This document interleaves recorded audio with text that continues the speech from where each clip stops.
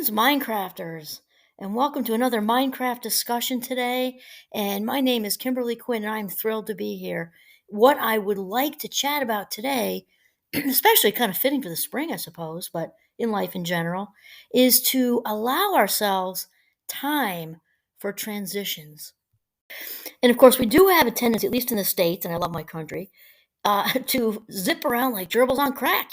We just do. We zip, zip, zip around, and it's also rewarded, which can be difficult enough when things are kind of just rolling along. But when there are transitions, we just really need to extend ourselves time and compassion to deal with the transitions, and they can be positive. Usually, they are positive. And I'm thinking, again, it makes sense to have this chat in the spring because when I think of spring, at least I think of change in seasons even. Of course, it's April in academia, which tends to be pretty nuts, and there are transitions happening all around us because in academia, they're moving out, then they're moving, they're moving out, then they're moving back in the fall, which means they're moving back home. If they're first years, that's a big transition to go back to mom and dad or dad and dad and whomever when you've been on the freedom trail, and now you have to kind of, say where you're going and do that whole thing all over again and take out the garbage, right?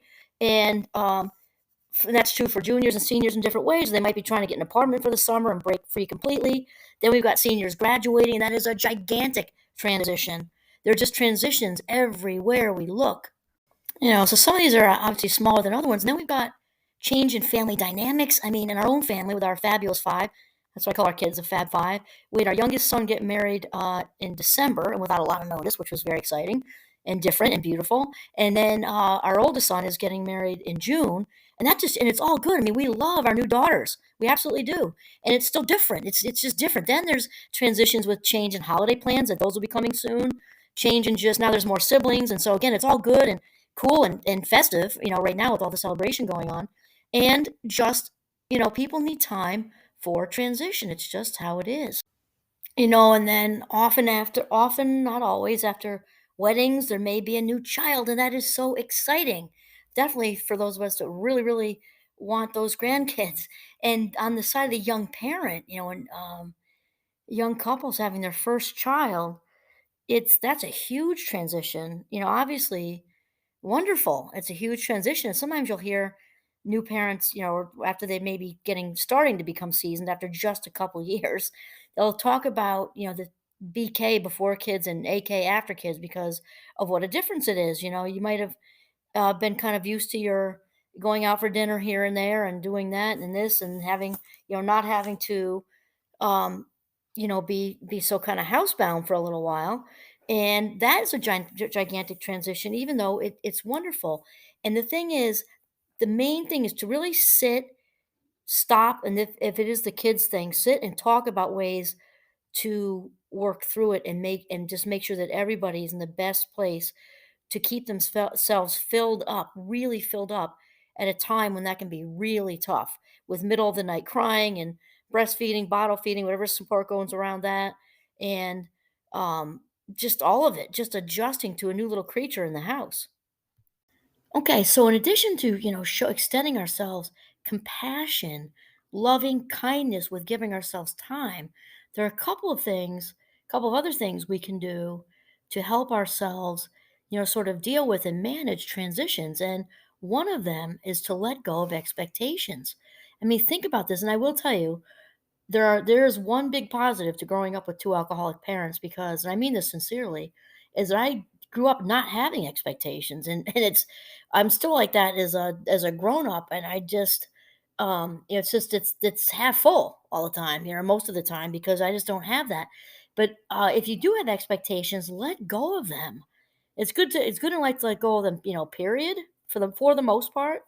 But when you're in you're healing from having a baby, you're healing from going through a breakup, whether that's a dating situation or a marriage or just long-term relationship, that needs a lot of time, a lot of, I'm thinking hot baths, chocolate covered strawberries, walks in the woods with your best friend. That just takes a lot of time. And it's important to give ourselves that because we do these shoulds and ought tos, and that just beats us up with a spiked club when we're already down. That's just not necessary. Okay, so then the third one, so far we have give ourselves time because that is being loving and kind and compassionate to ourselves. Let go of expectations. Nobody etched it in rock anywhere that you have exactly, 3.5 days to get over a C-section. You have exactly 3.5 days to get over having your heart broken in a relationship, or 3.5 weeks, or whatever. It's nobody's business how you get over it or how long it takes you. That is just it.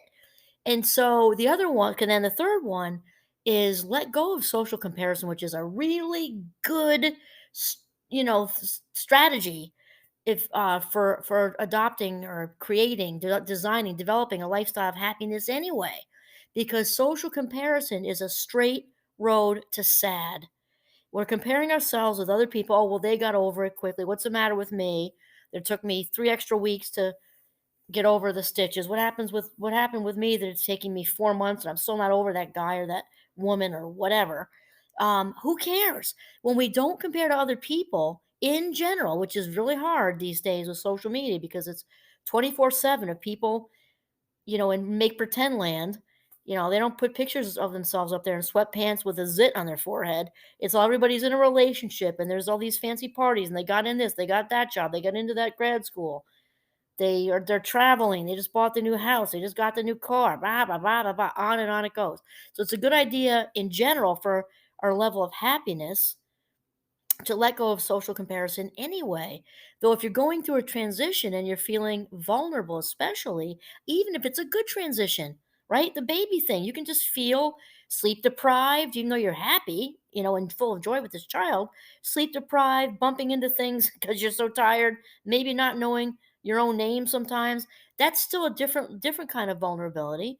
And you don't need people hurrying you along to heal. Same thing with the relationship and all the other things we talked about, or hustling you along with your, moving back from college, and you got to be home for the summer after you've been on the freedom trail for 4 years. It is no one's freaking business.